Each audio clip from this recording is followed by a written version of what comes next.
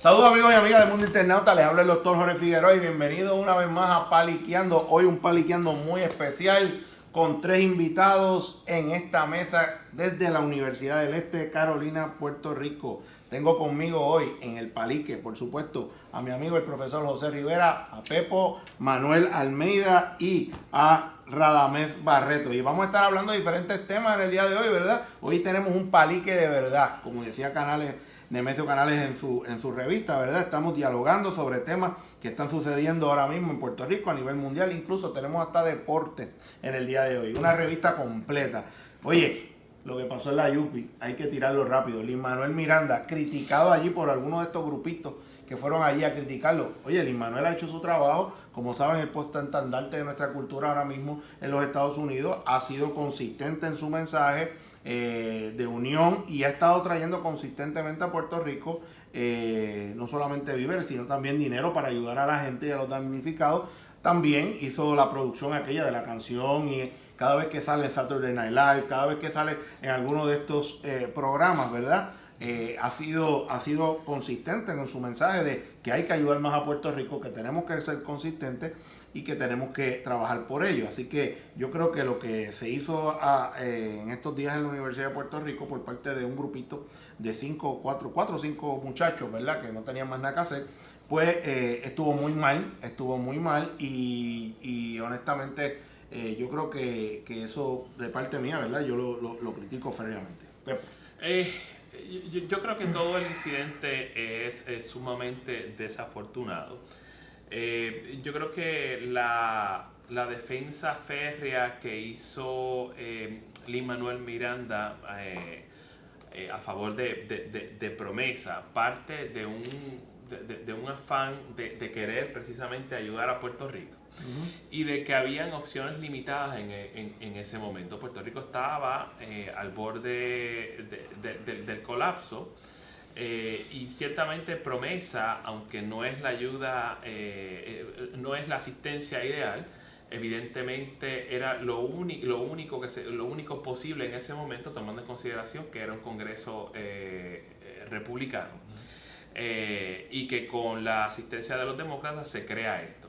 Evidentemente, y bueno, nuevamente tú puedes criticar a Lin-Manuel todo lo que quieras, pero ciertamente su prominencia, sobre todo particularmente a partir del musical de Hamilton, creó un foco de atención hacia Puerto Rico, tras lo cual entonces evidentemente el resultado es Promesa. ¿Que está lejos de ser ideal? Sí. ¿Que no resuelve los problemas de fondo? Sí. Pero creo que la ira hacia Lin-Manuel Miranda está mal dirigida. Yo creo que hay que dirigirla hacia aquellos y aquellas que nos colocaron en esta situación en primer lugar. Definitivamente yo creo que también es desafortunado porque no es la primera vez que ocurre un incidente en donde esta izquierda rabiosa, obstinada, terca y definitivamente poco realista, diría hasta poco educada, ha increpado a figuras prominentes,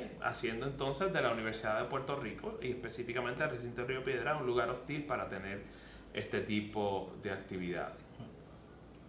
Por mi parte, yo suscribo todo lo que dijo Pepo.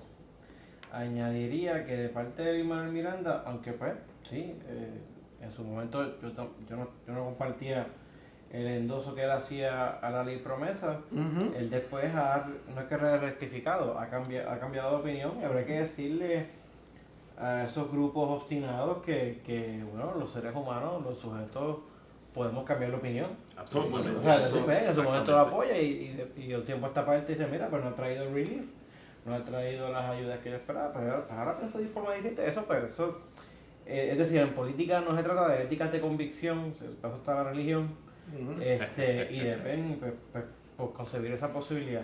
Y también a esos jóvenes que participaron de la protesta, que pongan oído en tierra, que si pretenden llevar a cabo cambios que transformen radicalmente la sociedad, se necesita gente, se necesita pueblo. Y ese tipo de acción es no estar en sintonía en lo absoluto con las capas populares en el país, sino al contrario, lo que hace es muy contraproducente más bien en sumar fuerzas para las causas que quieren adelantar.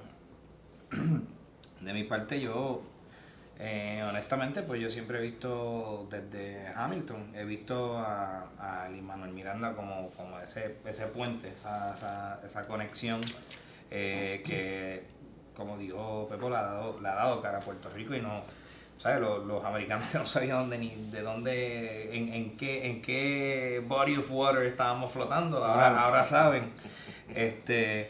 Pero que igual como dijo Manuel, yo tengo mis reservaciones sobre el endoso que él tenía, igual que otros artistas puertorriqueños, igual que otras personas, y porque pues uno estando en la isla y uno estando fuera de la isla, tus opiniones van a ser diferentes. Pero sí hubo un cambio de opinión y quizás le pudo haber expresado a esos 4 o 5 manifestantes ese cambio de opinión, pero al igual yo creo que el error más grande aquí fue la plataforma que ellos utilizaron para mostrar su desacuerdo o su molestia. Y cuando Jorge dijo maleducado o falta de educación, yo digo la falta de educación no es educación de libro, porque uno puede ser book smart, como quien dice, tú puedes haber leído un montón y tener un montón de inteligencia, pero tú tienes que tener una inteligencia moral, un conocer que todo tiene su lugar y todo tiene su momento. Claro. Y hay miles de plataformas, y por qué coger a alguien que pues, es considerado por la mayoría de Puerto Rico un héroe de cierta manera, y pararte con pancarta, Puerto Rico no es tu teatro y cosas así. Yo creo que está demasiado de más de lo necesario para tú decir, mira, a mí no me gustó esto. Estamos claros, en esta mesa yo creo que estamos conscientes de que primero que la Junta de Control Fiscal es antidemocrática. Eso nosotros lo hemos hablado en otros programas consistentemente. Y que pues que las personas, como bien tú dices, Manolo, tienen la oportunidad también de cambiar su manera de pensar. Aquí el escenario es otro. El escenario que estamos viviendo ahora mismo en Puerto Rico es otro, con esta situación que nos ocurrió a todos y que nos está afectando, tú sabes. Y yo creo que el enemigo de nosotros no es el puertorriqueño que nos está ayudando. Yo creo que es la Junta de Control Fiscal que nos quiere, ¿verdad? Seguir exprimiendo, tú sabes. Y esas cosas son las que hay que hacer. Pero yo creo que fue muy desafortunado. Creo también que esos pequeños grupos desorganizados, ¿verdad? Que existen ahora mismo, por lo menos lograron su encomienda, porque en la radio, en la televisión, en todas partes de redes sociales, incluso aquí en Paliquiano, estamos hablando sobre eso que sucedió, porque fue noticia mundial. Donde Lin-Manuel Miranda se para a hablar, es noticia. Ahora mismo estamos hablando de un hombre que su última función de Hamilton se vendía en la taquilla de $1,000. ¿Está bien? Y 6 meses antes. Estamos hablando, oye, tú eres comunicador, tú sabes cómo es esa movida. Y que sigue, ¿verdad?, poniendo el nombre de Puerto Rico sobre el mapa, sobre las percepciones públicas. Incluso antes de que nos ocurrieran las catástrofes de Irma y María. Nuevamente, quizás su endoso inicial, la promesa, estuvo fuera de lugar, misplaced.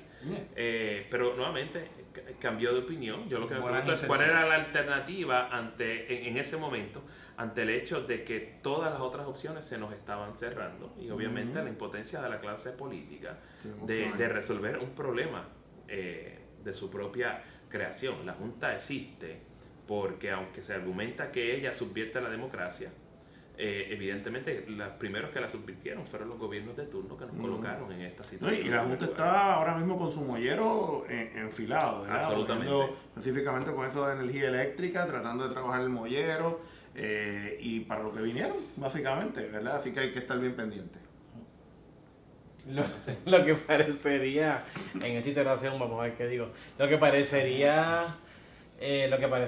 en sus inicios, luego de la situación o el acontecimiento de Irma María en Puerto Rico, que por la gravedad de la situación iba a llevar a poner en pausa la agenda de austeridad radical que estaba planteando la Junta, pues ha retornado con mucha fuerza hace apenas una semana y media atrás, al momento en que grabamos esto, porque pues uno pensaba, un poco se cae de la mata, no hay que ser científico social para ello, pero que la terrible crisis humanitaria en la que está viviendo Puerto Rico, pues lo que hace falta ya no es austeridad, es todo lo contrario, es una super inversión en infraestructura que provea Estoy convencido de eso, ¿verdad? Pues, liquidez, provea empleos, que provea todo lo demás. Claro.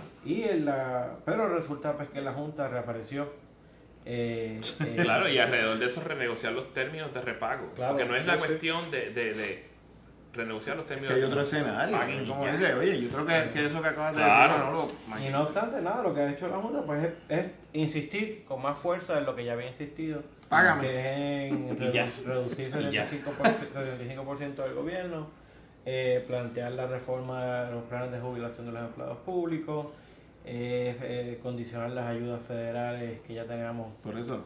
que estábamos recibiendo. Es decir, es una junta que y de hecho, y de nuevo, ¿no? Ya no es una junta de control fiscal, es una junta de control global. Punto. ¿verdad? Es una junta de gobierno, realmente, porque gobierna efectivamente o pretende gobernar a Puerto Rico y pues ahora la tenemos Exacto. de vuelta.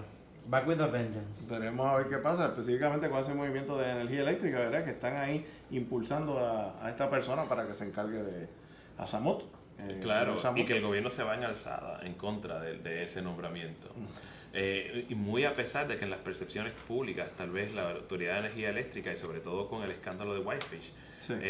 hay un detalle que salió en los medios, no recuerdo si fue el Washington Post o el New York Times que lo publicó, en donde Ricardo Ramos dijo que Whitefish era la única compañía que estaba dispuesta a hacer el trabajo, obviamente por esa cantidad, pero que al mismo tiempo no pedía un adelanto enorme, todos saben, un adelanto de dinero enorme para empezar a trabajar.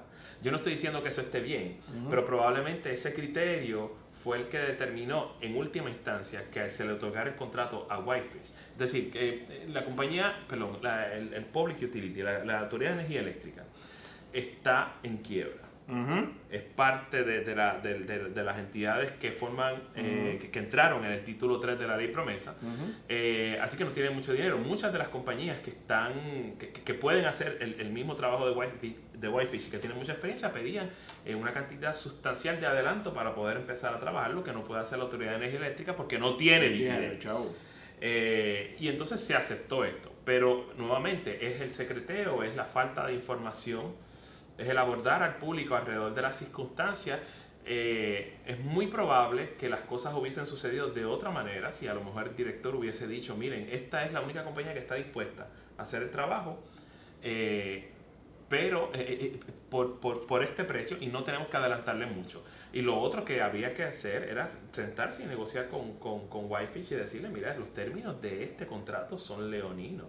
¿Cómo que yo no puedo fiscalizar tu trabajo? Es absurdo. No hay que ser abogado. Y ninguno aquí, gracias a Dios, somos abogados, pero todos tenemos mucho sentido común. Y todos sabemos que esos términos son inaceptables. Oye, pero le quitaron el contrato finalmente. Así es, claro, pero después que el daño está hecho. Y otorgaron otro de 500 millones por encima. Exacto. Pero entonces aquí se decía aquí Ese es de entonces, 8 empleados. pero entonces aquí viene la parte que tú dices de la parte de transparencia y todo esto. Entonces de repente le preguntan al gobierno, mira el contrato. Ay, yo no sé. O sea, de repente, pero ¿qué pasó ahí? Pero, o sea, ¿cómo el gobernador no sabía lo que había ocurrido? El mismo director ejecutivo, Ricardo Rapidito Ramos. Y rapidito, porque me imagino que ya tú tienes luz, agua, Sí. fast track. 2 meses. Desde Irma yo no tengo luz, ¿ok? Sí, bueno, ya estamos igual, ya mismo hablamos de eso. Pero la parte que yo considero como que un poquito, ¿verdad? Que aquí le ha hecho mucho daño, específicamente al gobernador, yendo ya al mismo gobernador, es que salen los fantasmas inmediatamente de la corrupción. Tú sabes, que habían estado de alguna manera u otra apagados, ¿verdad? Yo creo que el gobernador, y digo, claro, oye, y el gobernador gozaba en un momento dado de verdad, de una popularidad, de que mira, que chévere, gobierno limpio, estamos gozando, pero viene este caso de Whitefish y entonces rápidamente empieza todo el mundo a, espérate, este es como el papá, ¿verdad? Este es como, o sea, llevando esa retórica o como el papá, o que si esto, volviendo a traer, viene la politiquería mala, o sea, que caemos de nuevo en el mismo Puerto Rico que estábamos pre-huracán, como tal, atacándonos de alguna manera u otra, ¿verdad? Entonces, yo creo que la parte de Whitefish, a quien realmente le ha hecho mucho daño, es al gobernador. Yo quisiera ¿Qué tú pensar crees? que sí, pero yo creo que esto no es pesimismo, yo creo que esto es un juicio sobrio a partir de la evidencia empírica, aunque anecdótica, de que es que yo creo que ayer, por ejemplo, esta mañana, uno de los medios principales noticiosos del país presentaba una encuesta en donde todavía el 65% de la gente encuestada afirmaba como positivo las acciones del gobierno después de María. Un 30 y pico en contra y yo no sé, otra cantidad, no recuerdo cuál era la otra opción. Lo que a uno le sorprende por todo lo que tú has dicho, por todo lo que se ha planteado, es decir, porque uno pensaría pues que la administración de Rosselló debería haber cogido tremendo cantazo ante la falta de transparencia, ante las metidas de pata, ante la respuesta lenta, ante mil cosas. Pero yo realmente creo, en parte, bueno, para empezar es que, ahorita lo dijimos, con excepción de uno en esta mesa, 3 de nosotros no tenemos luz.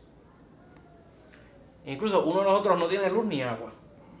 Pues eso es así exponencialmente a través del país. O sea, yo no sé, pero objetivamente hablando, yo me pregunto cuántas personas tendrán acceso a medios de información para que puedan estar al tanto de lo que ha estado aconteciendo. Eso es lo primero. Segundo, la gente aún teniendo acceso a los medios de información para que puedan estar al tanto al respecto de lo que está aconteciendo, sabe Dios, tienen acceso a medios de información, pero no están al tanto de cualquier otra cosa.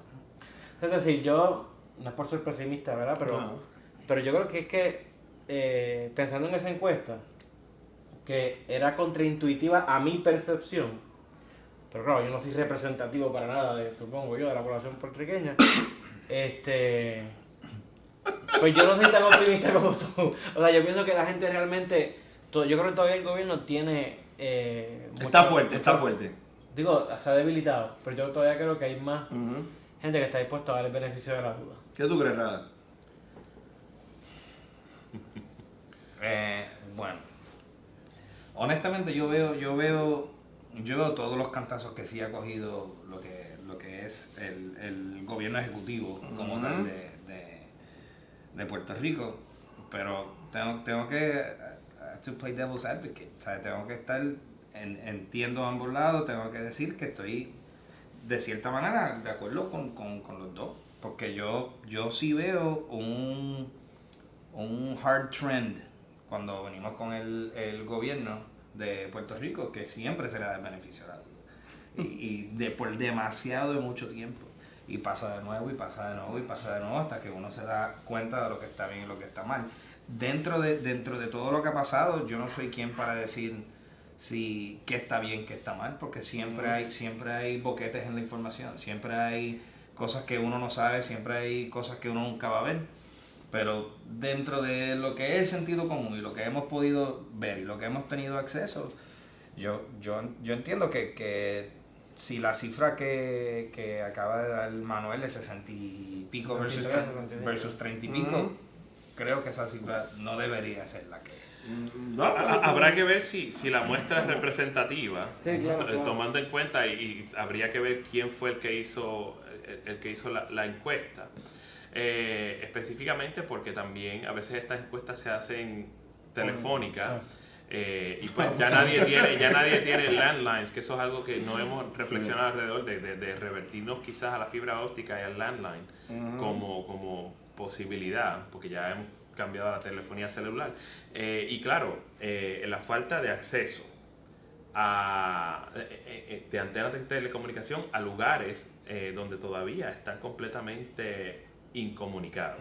Entonces, nuevamente me tengo que cuestionar cuánta representatividad tiene esa encuesta tomando en cuenta, ¿verdad? Que si es el principal rotativo del país el que la formuló, pues yo siempre tomo esas cuestiones la formo con pinza. Sí, con pinza, tomando en consideración quién está detrás de ese rotativo y obviamente su movida antiobrera alrededor de la despedida de casi 60 periodistas y compañeros de los medios con los que yo he intercambiado. Pero bueno, tratando de ser objetivo. Sí. Pero fíjate, y una de las cosas también que llama la atención que tenemos que hablar dentro de todo esto, ¿verdad? La parte política, es que se dijeron una serie de cosas y una serie de metas por parte del gobierno, ¿verdad? Específicamente lo de luz antes de Nochebuena, qué sé yo.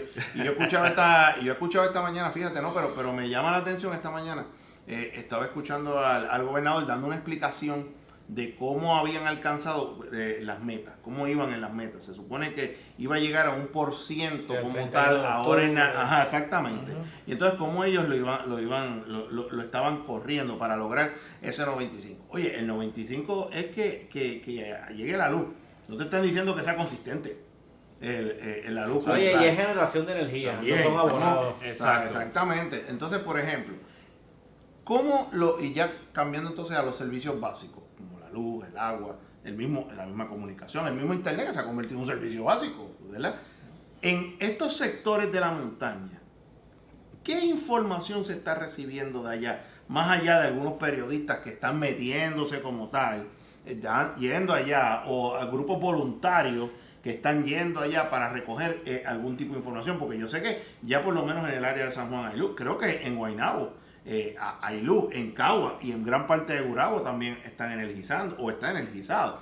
Tú sabes, pero entonces, en los municipios específicamente, estos municipios del este, yo quisiera, Humacao está pagado por completo, Maunabo está pagado por completo, Patillas está pagado por completo, Yabucoa está pagado por completo, o sea, entonces Las Piedras está pagado por completo, tú sabes, ¿qué es lo que está pasando? No cae información en eso. Lo único que a veces vemos en el media, en la prensa, es la bombillita de, mira, aquí van a aprender esto, van a aprender lo otro. Entonces, pero realmente la gente en esos lugares está pasando unas necesidades heavy. Entonces, yo no sé qué medidas entonces se le están proporcionando a estas personas pues para que puedan salir de ese meollo, ¿verdad? Porque comprar una planta en un momento dado se convirtió ¿verdad? En un hobby.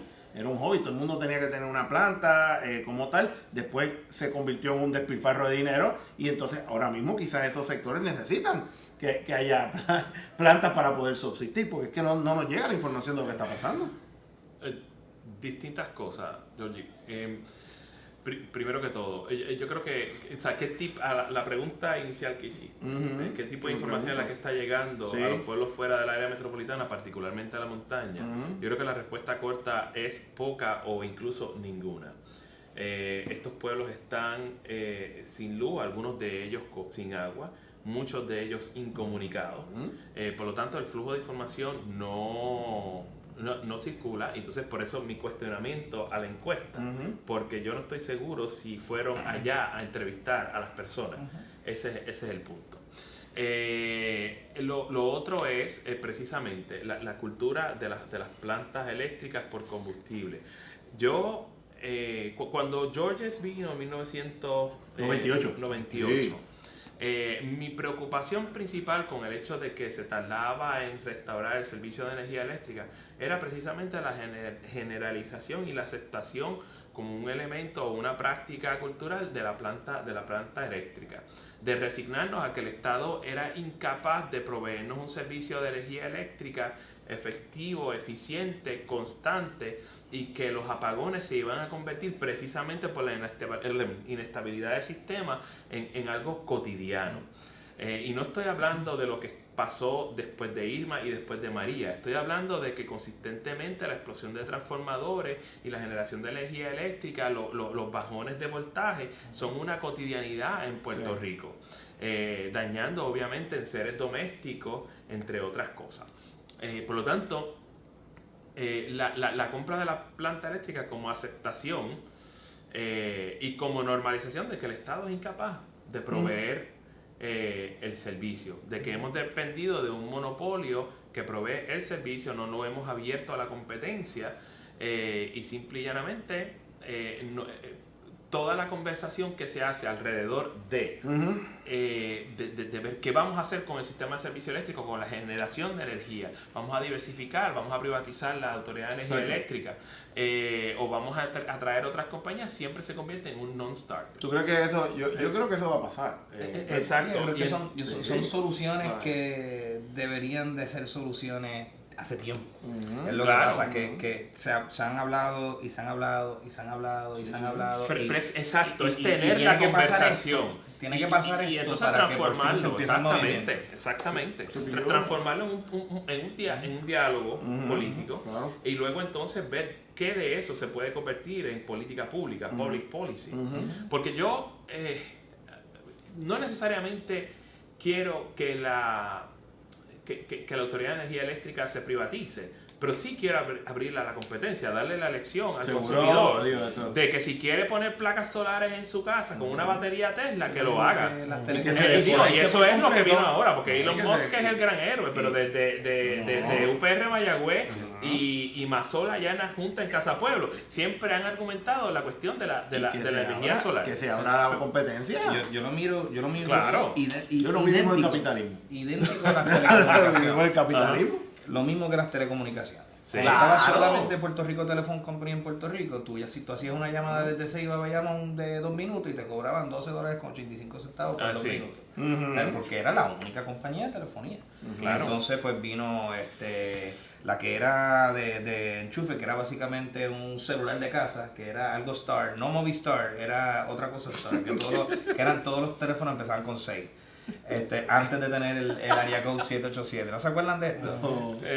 Poco a poco, mientras era un teléfono de casa, Sí. pero Sí, pero yo me acuerdo de los teléfonos, de lo que no me acuerdo es el nombre de la compañía. Sí, Oye, pero pero- era algo Star. pero Hasta lo que que empezaron a subir. Y ahora uno paga menos por telefonía que lo que pagaba hace 30 años No, atrás. y es verdad, yo no sé si tú te acuerdas también cuando vino la parte aquella de tú coger tu proveedor de servicio a larga distancia, que de repente Ah, estaba Telefónica a larga distancia. Sí, estaba hasta en una PRTC, hasta Western y Bell y todo era- que había, pero está eso que tú dices, la opción de la Claro. persona de escoger. Y yo creo que eso va a venir. Eso ahora con esto Porque- de revolú que pasó, yo creo que Pagar más de electricidad en septiembre que en agosto está fuerte. Sí, claro que sí. Papá, estuviste sin luz. Pero Porque me llegó entonces, alto y yo... yo creo que es una conversación incómoda, pero tenemos que tenerla porque precisamente, o sea, esta defensa incondicional de la AEE y de sus trabajadores, porque son el patrimonio público. ¿De qué patrimonio estamos hablando?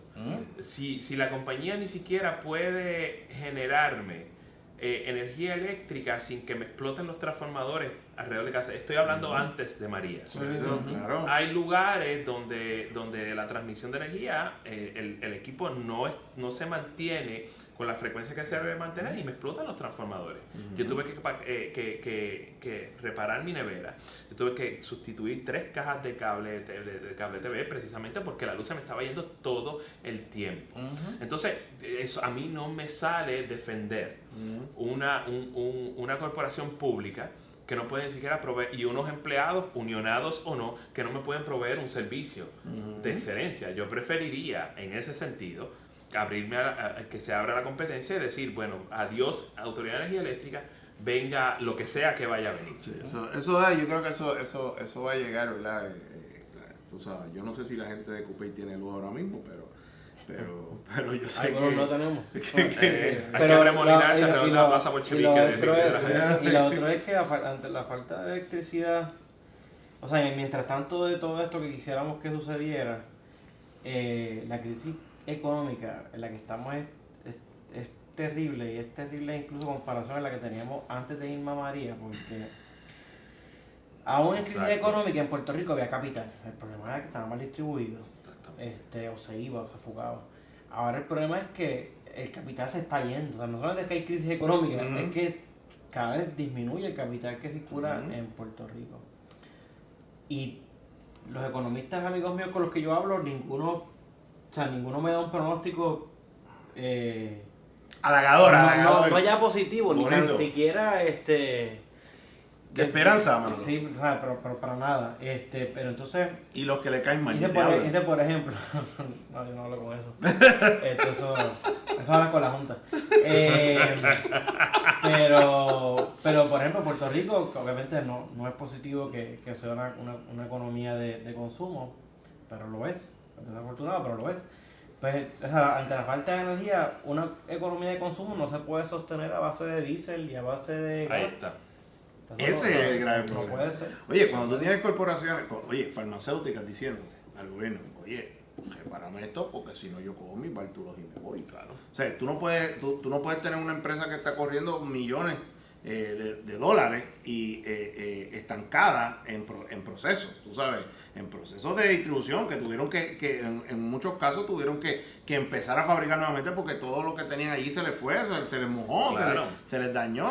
Con gastos imprevistos, porque están Claro. gastando miles o decenas de miles de dólares en combustible, diésel, para poder trabajar en sus plantas, para poder operar sus plantas. Y esto también trae una preocupación, ¿verdad? Estamos viendo también una movida, dado el caso de ¿verdad? Ya llevamos casi 40 y pico de días. No, ya. más 50. Más. Ya pasamos los 50. 50, La ¿verdad? semana que viene se cumpliría Los 2 meses. los 2 meses Por eso, desde María. oye, el desempleo Y los que están está detenidos subiendo. son El desempleo está subiendo y la migración sigue subiendo, tú sabes, y las muertes diarias. o sea, sigue subiendo y eso es bien preocupante porque específicamente estamos viendo la clase profesional, la clase trabajadora no solamente migrando, sino también siendo despedida por una serie de gestiones y entonces esa gente, ¿qué va a hacer? Lo cual está creando más problemas de salud mental. Entonces, dentro de la comunidad, el alce de la criminalidad, estamos viendo un alce de la criminalidad que todos los días nosotros decimos, espérate, yo no puedo salir a esta hora porque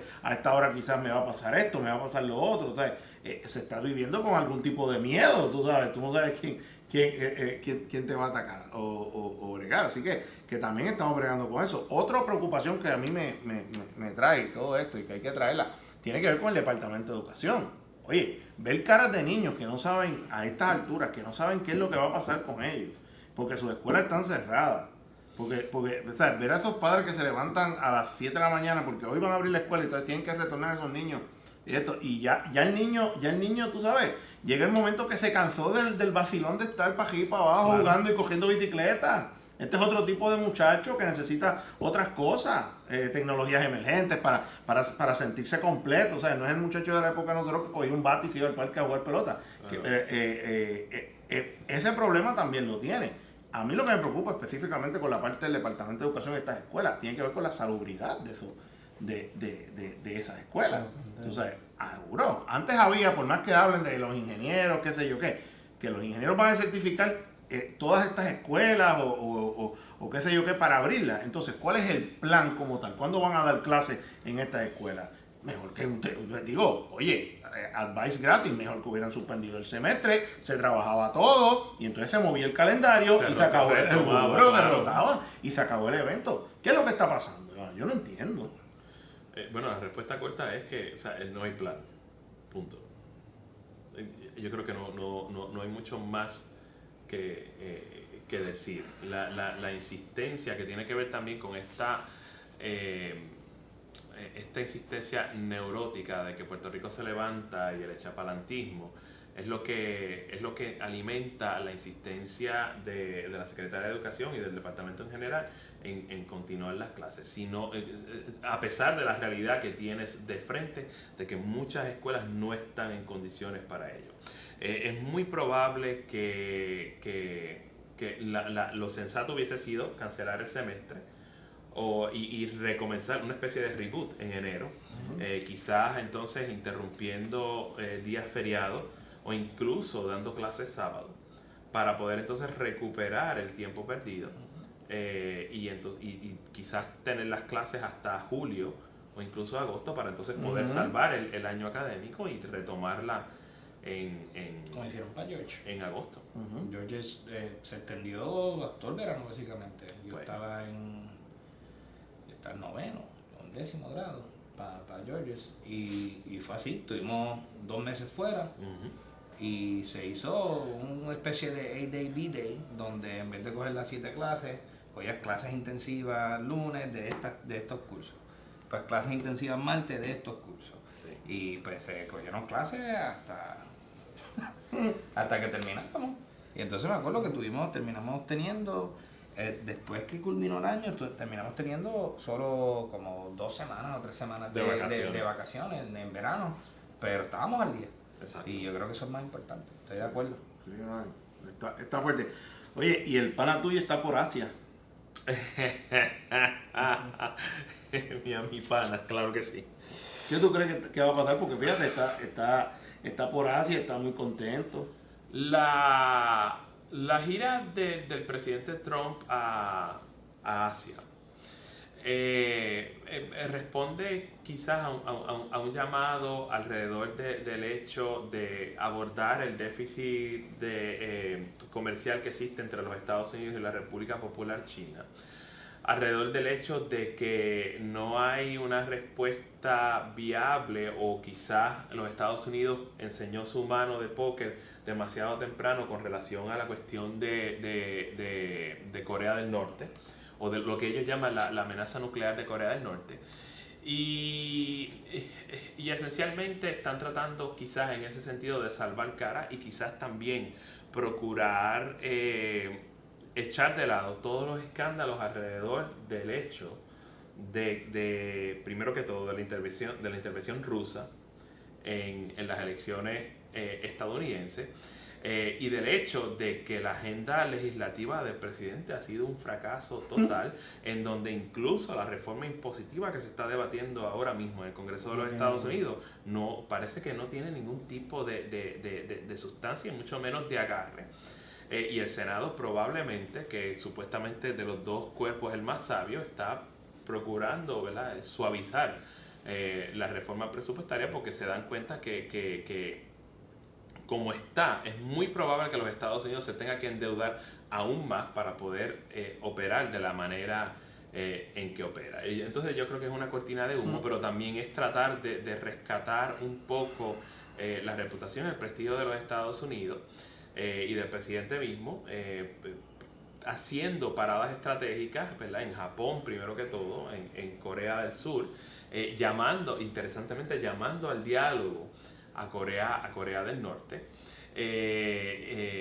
para ver si se puede resolver algún tipo o sea, se puede crear algún tipo de solución política alrededor, buscar entonces llegar a Pekín, y luego entonces como penúltima parada el aterrizaje y claro, un ejercicio grande de ironía, en la llegada del presidente a la República de Vietnam, que probablemente se está convirtiendo en uno de los principales socios comerciales y aliados estratégicos de los Estados Unidos, sobre todo en el mar de China meridional. Y digo ironía por todo el trasfondo histórico, ¿no? La guerra de Vietnam, pero interesantemente, hace 22 años atrás se abre una embajada de los Estados Unidos en Hanoi.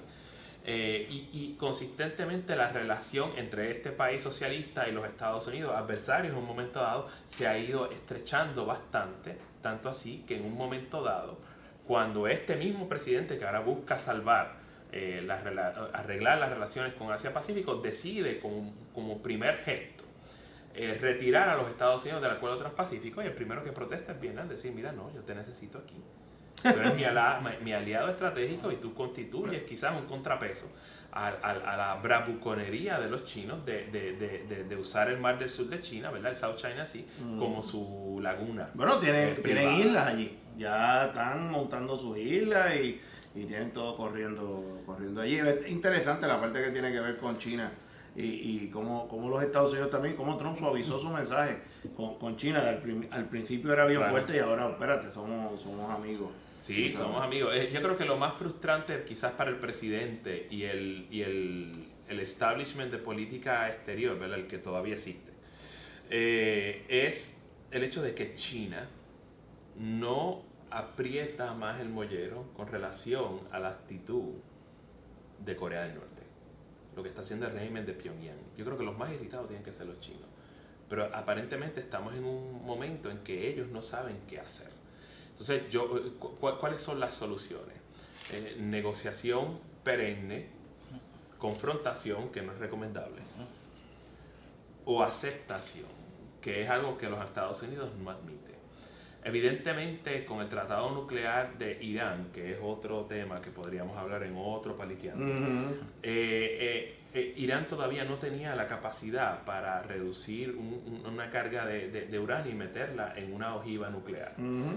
Por eso es que el tratado es tan efectivo, porque no tiene armas nucleares, pero Corea sí las tiene. Yo creo que a regañadiente el establishment de política exterior de los Estados Unidos va a tener que admitir el hecho de que ya Corea del Norte tiene armas y que en el mismo instante en que nos sentemos en la mesa y tú le digas a Pyongyang, necesito que entregues tus armas nucleares, la delegación se va a levantar y se va a ir. ¿Es una buena movida política esa, Manolo? No, lo que debe prevalecer es un balance of power, donde todo el mundo se reconozca como jugadores en la mesa, jugadores legítimos. Y sí. Y yo creo que eso es algo que... Sí, yo creo que eso es sí. algo... No, porque... O sea, es decir, es un rehashing de la situación de la Guerra Fría. Absolutamente. Y yo creo que tanto Seúl, la capital de Corea del Sur, como Tokio, como Pekín, están dispuestos a aceptar ese tipo de dinámica. Yo creo que en este momento las Fuerzas Armadas de Corea del Sur alcanzan cerca del 1 millón de hombres. Sus capacidades de movilizarse son bastante efectivas y aunque no puedan sobrevivir, una parte no pueda sobrevivir un ataque nuclear, yo creo que la movilización va a ser lo suficientemente contundente como para dejarle saber a Pyongyang que esa movida podría significar el equivalente de suicidio nacional y definitivamente catastrófica para ellos.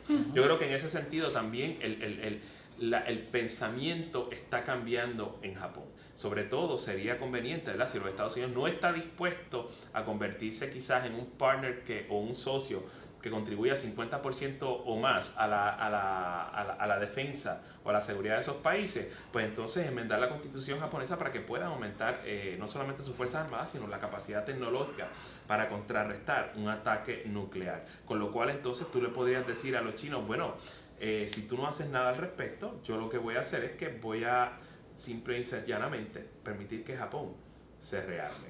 ¿Tú quieres eso?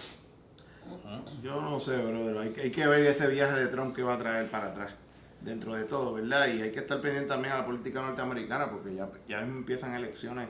Ya ha habido aparentemente una ola azul en New Jersey, en Virginia.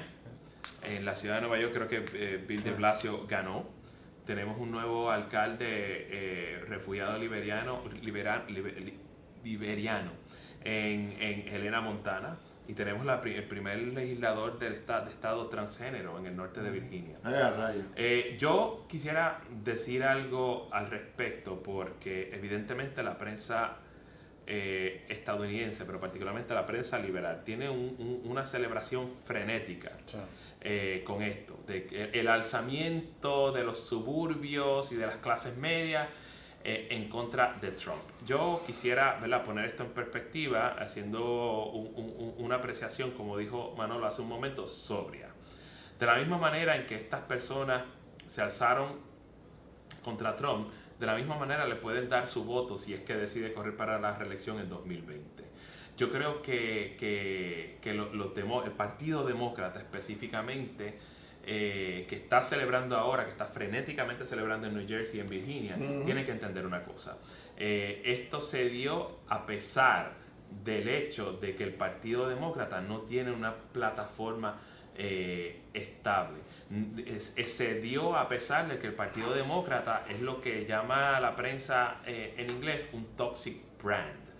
Y se da a pesar del mal sabor que dejó la disposición de los directivos del Partido Demócrata a subvertir las reglas para tratar de no posibilitar, para imposibilitar a que un hombre de esa izquierda, ¿verdad?, de ese movimiento progresista, de esa izquierda progresista, como lo queramos llamarse, socialista demócrata, pudiera optar por ser candidato a la presidencia de los Estados Unidos. Yo creo que eso evidentemente son buenas noticias y tiene que ser un golpe contundente para el Partido Republicano, pero el Partido Demócrata tiene que adoptar algún tipo de plataforma que se aleje quizás de intereses particulares y que abrace no solamente la causa de los trabajadores, si es que todavía podemos llamarlo así, pero también que abrace las causas de las clases medias en los Estados Unidos y que favorezca en ese sentido una política impositiva, justa, Sí. y que tenga mejores y más efectivas políticas redistributivas. No, y habrá que observar. Lo que sí dejó un buen sabor fue que los Astros de Houston ganaron Absolutamente. la Liga Mundial. La Liga Mundial. La Serie Mundial. La Liga Mundial. La Serie- No, la Serie la Serie Mundial. Mundial de Era para allá, la Serie Mundial. La Serie Mundial. Los Astros de Houston ganaron la serie. Eso sí que dejó un buen sabor, no solamente para los amigos de Houston, ¿verdad? Que tuvieron allí el huracán Harvey bien duro. Oye, y que hay luz allá en Houston. Exacto. Qué ironía de la vida. Un par de semanas después ya había... Y que tenemos allá ¿verdad? Varios peloteros, entre ellos Carlos Correa y Carlos Beltrán, ¿verdad? Que ya está retirándose, yo creo que está de retirada ya, ¿verdad? Un añito más. Y Correa, que espectacular también. Y Lo que ya ganó. estuvo muy bueno y yo creo que también mantuvo a la gente contenta por algún momento, tú sabes, Claro. aquí en Puerto Rico, dentro de la... Un pequeño escapismo, aunque sea por... vicisitudes que se están viviendo, la gente por lo menos... Y que dicho sea de paso, tuvo su combinación momentánea con esas improvisaciones gubernamentales cuando el gobernador decretó un toque de queda Exacto. el día de un juego de la serie final. Sí. Sin embargo, Y después tuvo que improvisadamente Sí, decir, sí. bueno, menos todos aquellos negocios donde se presentara. ajá. So, Sí, tú le eso- decías al guardia, son no, cosas- yo estaba viendo juegos. Eso es cosas que pasan. Son cosas- tú vestido así completo de negro. porque Total, fue la noche de los Halloween. perdieron esa noche. No, yo estoy viendo el juego. Yo no con un chainsaw. yo no Interesante soy problema. parte de esa ley, yo estoy viendo Interesante juegos. problema la Serie Mundial y también que avivó a Puerto Rico. Así que eso está súper chévere. Y también, ¿cómo se llama? Que el bench coach de los Astros, mi panita Alex Cora, de Cagua, el nuevo manager de los Boston Red Sox. Así que yo le deseo mucha suerte a él. Y por supuesto, como otra cosa que da muy buen sabor es que los Philadelphia Eagles están 8-1 en la NFL, contrario a otros equipos que hay por ahí que todavía están batallando. Veremos a ver lo que sucede. Así que nada, les quiero agradecer a mis 3 panas que hayan estado aquí conmigo hoy en Paliqueando, hablando un poquito más, y espero que se repita este encuentro en varias ocasiones más para hablar de diferentes temas, ¿verdad? Y seguir paliqueando. Así que les agradezco que hayan aceptado mi invitación y nos vemos pronto. Amigos y amigas del Mundo Internauta, muchas gracias por estar con nosotros y nos vemos próximamente en otro Paliqueando. Nos fuimos.